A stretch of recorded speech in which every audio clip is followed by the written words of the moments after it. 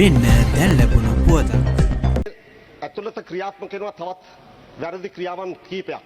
දැන් සමහර හෝටල් හිමියෝ, ආපනශාලා හිමියෝ පෞද්ගලික බස් රථ හිමියන්ට සමහර විට කොන්දස්තරවරුන්ට, රියදුරන්ට මගේ දෑහැට දැකලා තියෙනවා මත්ද්‍රව්‍ය සැපයීම් කරනවා. එහෙම නැත්නම් යම් ආකාරයක අනියම් මුදල් සම්පාදනය කිරීම කරනවා. ඒ නිසාම තමයි සමහර විට ඒ තැන්වල අදාළ සුදුසුකම් පහසුකම් නොතිබුණත් ඒ ජනතාව ගෙනහිල්ලා ඒ ආයතන තුල බස්සන්නේ. ඉතින් මේක එක්තරා ආකාරයක අනියම් අල්ලසක් විදිහට තමයි ක්‍රියාත්මක වෙන්නේ. ඉතින් මම යෝජනා කරනවා මේ සම්බන්ධයෙන් සමහර විට මහජන සෞඛ්‍ය පරීක්ෂකවරුන් අපේ රටේ ඉතාම හොඳින් ක්‍රියාත්මක කරන නිලධාරීන් ඉන්නවා, පොලිස් නිලධාරීන් ඉන්නවා. නමුත් ඉඳලා හිටලා හරි මේකට උඩගෙඩි දෙන මේ සම්බන්ධයෙන් අයුතු බලපෑම් කරන නිලධාරීන් ඉන්නවා. ඒ නිසා මේ පිළිබඳ සැබෑ විමර්ශනයක් රට පුරා කරන්නට අමාත්‍යාංශය පියවර ගන්න පුළුවන් නම් ඒක වඩාත් වැදගත් කියන කාරණාව මම කියන ගමන් මේ සම්බන්ධයෙන් ඇත්ත විමර්ශනයක් කරන්න බැරිද කියන ප්‍රශ්නේ මම අහනවා.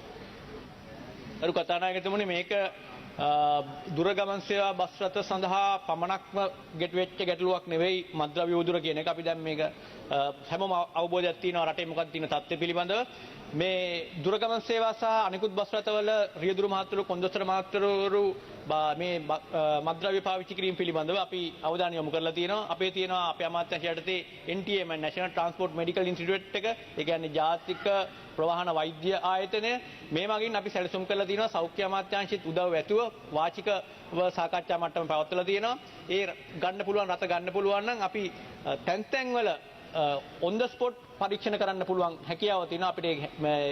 NTM එකේ හැකියාව තියෙනවා. ඒක ඉදිරියේදී ක්‍රියාත්මක කරන්න බලාපොරොත්තු වෙනවා. ඒත් එක්කම රටේ සමස්ත මත්ද්‍රව්‍ය උදුරු තුරන් කිරීම හරහා මේ බස් රථවලත් ඒ පාවිච්චි අවම කිරීම තමයි සැලසුම් සාගත වෙන්නේ. නමුත් එක තැනක් විතරක් අල්ලගෙන අපිට මේක විසඳන්න බෑ. රටේම තියෙන ගැටලුවක්, උඩු දුවපු ගැටලුවක්. ඒක විසඳනවත් එක්ක අපි හිතනවා බස් රථ වලත් ඒ පාවිච්චි අපිට අවම කරන්න පුළුවන් වෙයි කියලා.